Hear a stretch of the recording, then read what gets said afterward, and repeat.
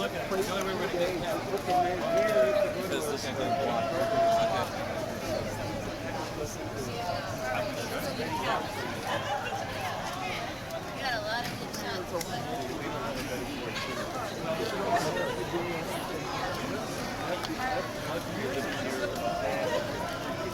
Trouble and you're a celebrity. We're gonna head up to the hotel. I'm not sure where you are.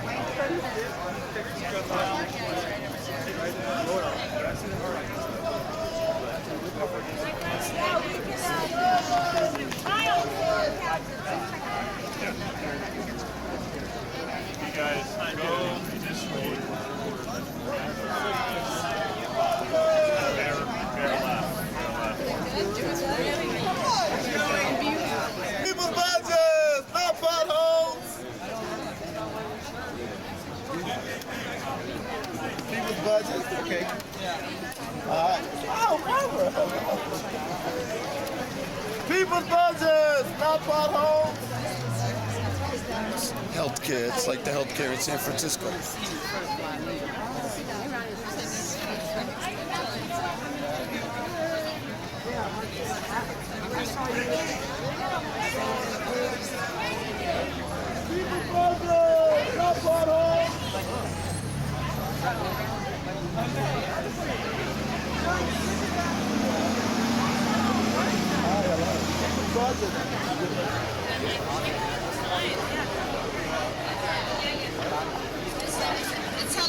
We should just say we invite all the community to come up.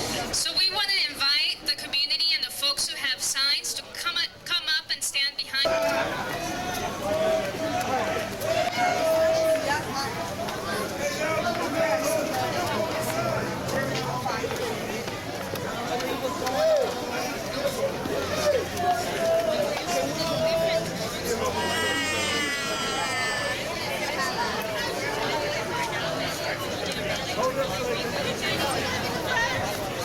And can I first hear a lot of loud noise and first congratulate us for being here.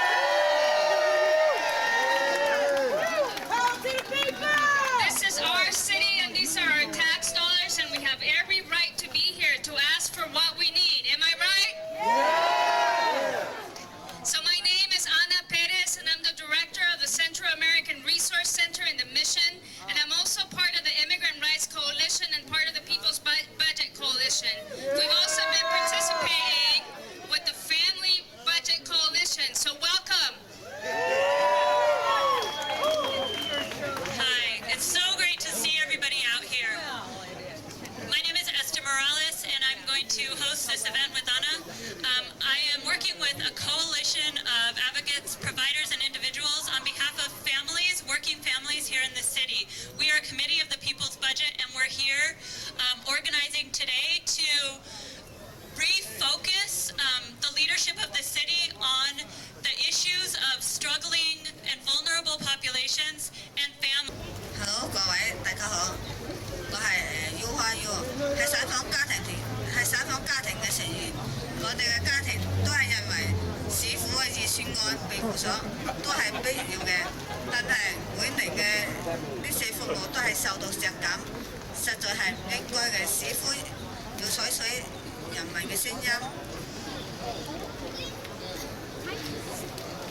保證我哋嘅要求向市府預算案嘅計劃實行。多謝。Hey, okay, I'm trying to translate for UYU, a member of SRO Families United. Good afternoon, I'm UYU, a member of the SRO Families. Our family all recognize that the city needs to focus on the needs of the low-income families, of the working families, and recognize the services that the city must provide. It has to focus on the livelihood of the people in the city. Housing, healthcare, substance abuse services, shelters, that's what is needed, and it's ridiculous that each year these services are being cut.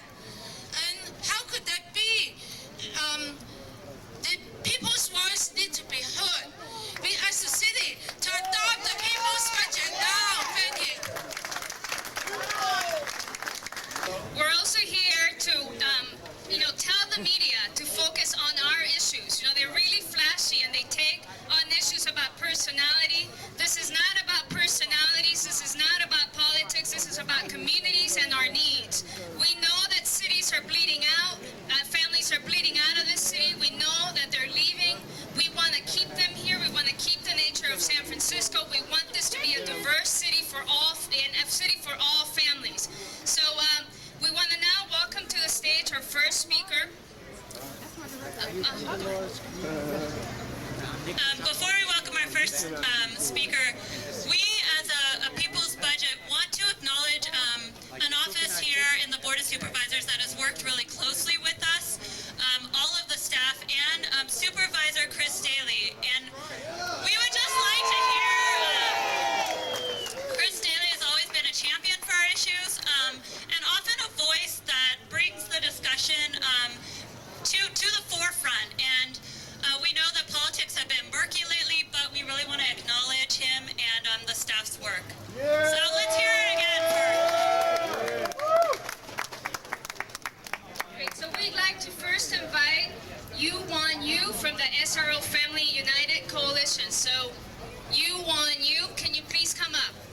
Next, we'd like to invite Maria Luz Torre to speak on behalf of the Family Budget Coalition. Hi, good afternoon, everybody. My name is Maria Luz Torre. I'm the organizer of Parent Voices, and I represent the Family Budget Coalition this afternoon. Can you live with a few less potholes, or would you rather have no roof over your head? Which one do we need more? We need more housing, right? With city budget politics embroiled by mayoral election politics, San Francisco families are left struggling to survive and waiting for leadership from both the mayor and the supervisors. And we're hoping that our needs as families and children, single adults, will be prioritized. The Family Budget Coalition is pushing for childcare for low-income working parents and support services to help families in crisis and violence prevention. San Francisco is one of the richest cities in this country. It feels like a country sometimes. Yet it constitutes the third largest gap between rich and poor in the nation. Advocates, community members, city departments have worked hard to create a safety net of supports for children and families, ranging from high-quality, affordable, and accessible childcare, citywide health care for all young people, and a children's baseline, which is a resource for children, youth, and family services and programs. Yet, even with these nationally recognized programs, setting a very high standard for municipality support for families across the country, moderate and low-income families, poor families are choosing to migrate out of San Francisco. Issues that are at the core of the family flight from San Francisco are, number one, cost of living, and included in that is the cost of housing. If you're an entry-level job, you cannot even pay for a studio. No. We are standing on an expensive piece of real estate right now, one of the most expensive in the country. Childcare cost is the same as a Harvard College education. Cultural and recreational activities for children and families are not cheap. And car-related expenses, parking tickets come back to haunt us. I mean, I pay like about $1,000 a year for parking tickets, and I hope that comes back for children and families, right? It's one of the most aggressive taxation we have in this city.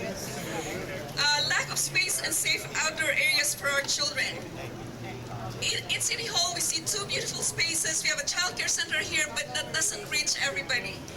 We need space for children to build bones and muscles, and it will also enhance their learning experience. School assignment and quality, overcrowding, safety, and lack of moderate and high-income families sending their kids to public schools.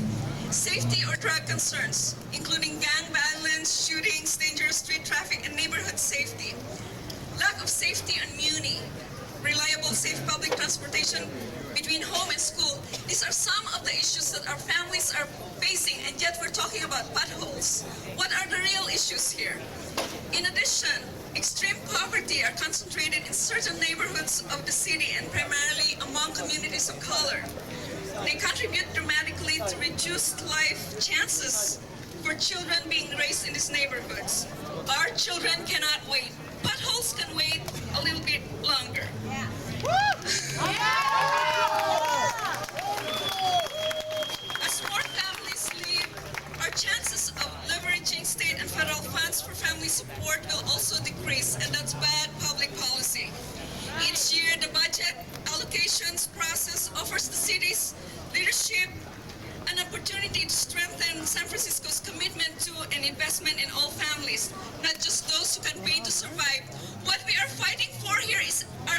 crumbs. We're fighting for crumbs.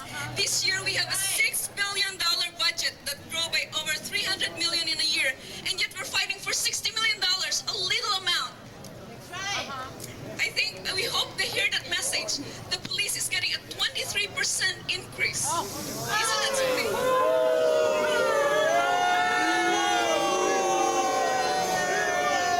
When we talk about the balanced budget, we are just asking that we fund a few less potholes, hire less new police, and fund less poverty courts this year. Put a few more dollars into services that meets people's needs, public services, preserving communities, then we will have less need for police. And the Board of Supervisors work together to find $60 million during the ADVAC process to prioritize affordable housing and meet the needs of San Francisco's working families and struggling vulnerable populations. It is our responsibility to provide families and children with opportunities for a more hopeful future in San Francisco's. Work with us to make our dreams come true. Thank you.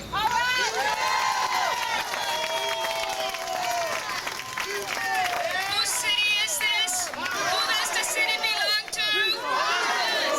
Whose city is this? Whose money is this? That's right. So we're going to keep fighting for our people and our communities to have what they deserve. They deserve housing that they can feel dignified in. They deserve programs and health and other programs that support families in this city. So we're going to keep going now. The next person up, power to the people. Hello, everybody. People with AIDS in this town have lost one half of our federal funding. I question this strategy. Supervisor Amiano and Supervisor Daly had a strategy for dealing with our cuts and dealing with the fact that 14% of the people with AIDS in this city are homeless. There was a strategy. The mayor is playing bullshit games. And I'm sorry, you can play your politics, but not on the backs of my people. Why are we out here every year to struggle to get basic needs met for the poorest, disadvantaged, and disenfranchised population we have? When are we going to make it mandatory that everybody is guaranteed the right to a decent house? When are we going to make it a right for everybody to be guaranteed adequate health care? Why do we have to constantly struggle to provide services to the people who need it the most?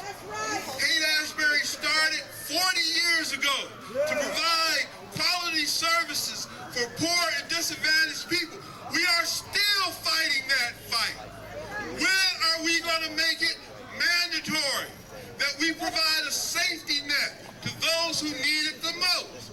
Why do we have to constantly come out here year after year to fight for what we think is a right for people to have? How many people out here have benefited from the system of care that we have? As a formerly homeless person, I know it works. If it wasn't for the services that they provided me when I needed help, I could not be standing here. I am committed to helping those who come behind me find the direction that they need. When they're closing Buster's Place, we are depriving people of the basic right to sit in a chair. When have we become so uncompassionate that we can deny people the right to a chair? We're not talking about a studio apartment. We're not talking about a one-bedroom house. We are talking about a basic chair. The opportunity for people to come out of the cold. Thank you, man. Thank you. When we become so callous that we cannot provide people the basic necessities of life, the poorest people in our communities. There it is. When we think about our elected officials and when you use your right to vote, remember what these folks are doing to the people who can't have a voice for themselves. The people who can't stand here and talk to you and tell you about their plight. Think about that and be their voice. Thank you very much.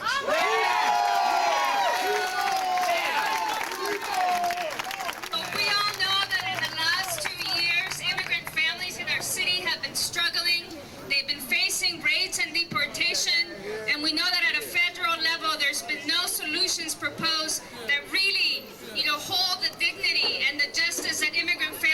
our city needs. So next to speak about the Immigrant Rights Coalition, we have Ana Maria Loya of the La Raza Centro Legal. Ana Maria. Thank you. So immigrant rights are human rights. And immigrant rights are civil rights. And the immigrant rights movement is a civil rights movement. And when immigrants have living wage jobs, all of us have living wage jobs. When immigrants have access to affordable housing, all of us have access to affordable housing. This movement is our movement. We are all in this movement together. Our city is made up of 37% immigrants. We are a proud immigrant town. All we are asking for is $5.7 million in the budget to provide needed services for families, to provide economic development opportunities for immigrants, to provide affordable housing, rental subsidies so that immigrants can have access to those needs.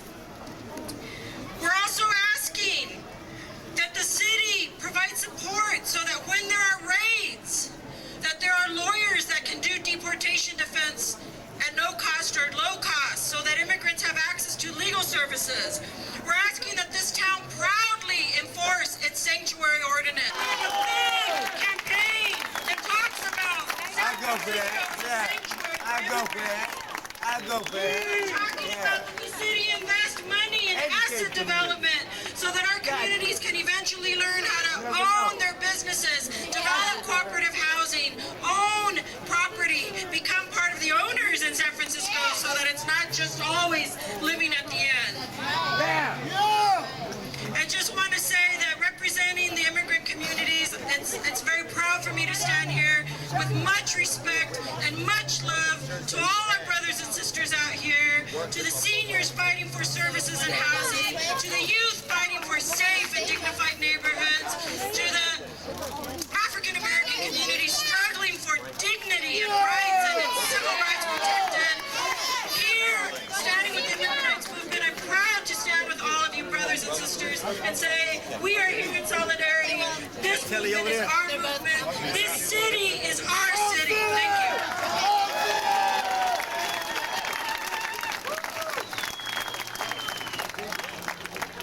How many of you feel that you pay way too much in housing to live in this city? How many of you know families? Yeah, I want to see a show of hands. How many of you know families who have had to leave because they could not afford the rents in this city? How many of you wonder what the landlords are doing with your hard-earned money? I really wonder that. How many of you believe that housing is a right and that San Francisco right now is denying a lot of us a basic right to live in comfortable, healthy housing? How many of you believe, how many of you will fight tonight for that right? Okay, I'm going to invite Manya Landers from the Coalition on Homelessness to speak about our right to affordable housing. Hello, everyone, all my beautiful people here. I see lots of familiar faces. We all been here a bunch of times asking for our own money from the city so that we can have proper housing for our families and our babies and our futures. I'm asking right now, I'm talking about the SRO families right now. Right now we got over 500 families living in SRO hotels right now. And these families are living without bathrooms, they're living without kitchens. 80% of the kids that live in these SRO hotels are under the age of 12. Now, how many of you have potty trained a child in an SRO hotel? Okay? We need better conditions for our children to grow up in, to adapt to life in. Okay? They're trying to cut our funding. We have $100,000 we're requesting right now in GAP funding for one-time grants that are ending this fiscal year.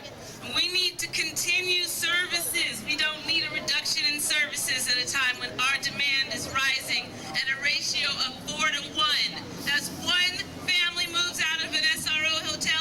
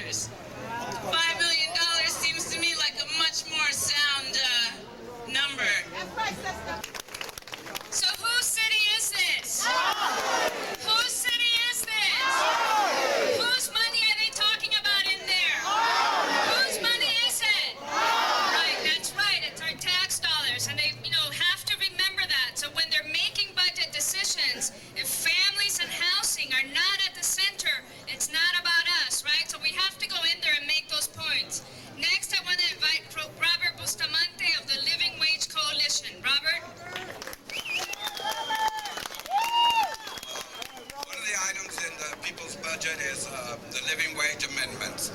These amendments would raise the salaries of people that work providing the services that you're hearing about today. These are nonprofit workers, home care workers, CalWorks participants in transition from welfare to work. There's an estimated 15,000 poverty wages.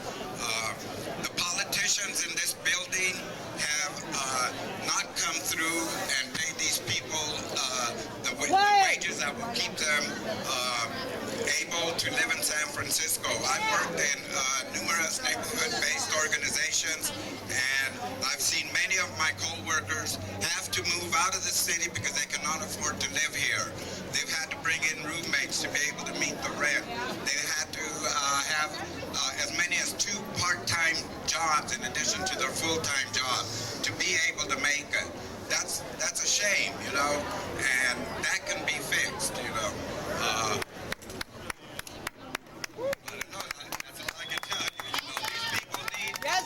These workers need to be shown the respect that they deserve for the work that they're doing, for the services that they're providing the city of San Francisco. Every single day, thousands of San Francisco residents go to these neighborhood-based organizations to get services that range everything that you've heard here and even more. I urge you to support the people's budget. Thank you. The next speaker is Genevieve Gallegos from the Living Wage Coalition. Hi, Genevieve Gallegos. I'm from La Raza Centro Legal, and I'm here to ask that the city support its workers, because if it doesn't allow workers to survive here in the city, that means it doesn't respect its workers. So I'm asking for more money for the workers so they show some more respect to the workers. We're asking especially for the most vulnerable workers, the young workers, workers who are 18 to 24, who are just getting out of school. We need to have more job development services for these workers. We need more job placement for these workers, as well for day laborers in our city. In our city, there's so much hostility against the day laborers. There's not even enough job development. These workers stand on the streets and they are yelled at every day, and they're not given enough resources to find jobs. So we're asking for more job development services, vocational training, so that the most vulnerable workers in our city can survive here. We're also asking for asset development so that people can actually start their own businesses, especially non-English speaking workers, so that they can have the resources to start their own businesses. Also, we're asking for legal resources to workers, because as you know, there's not a right to legal representation. If you don't have a union, you don't have a right to the legal system. And what I'd like to do is thank everybody here and the People's Budget. This is the first time we've been actively involved in the People's Budget process, and I want to thank you all for making room for us, for providing solidarity with us, and for really welcoming us to the table. And we really appreciate it. We want to be supportive of all of you in return. What we've put forward and talked to the People's Budget folks about for an arts component is a neighborhood arts program. A program to provide arts to distressed neighborhoods and underserved communities. Okay? That works with the community to create projects that you want to see, that you want to do, that you and your children want to participate in, to create art and be artistic and have ideas and projects and productions and exhibits that reflect you, your lives, your opinions, your needs, and says that you're here, you're as important as anybody else in San Francisco, and you deserve the rights and the funding for the programs that support your lives, that support your elders, that support your youth, that support education and healthcare and all the other things that are really, really important to working class people, to immigrants and people who need and rely on government service. Are you with me on that?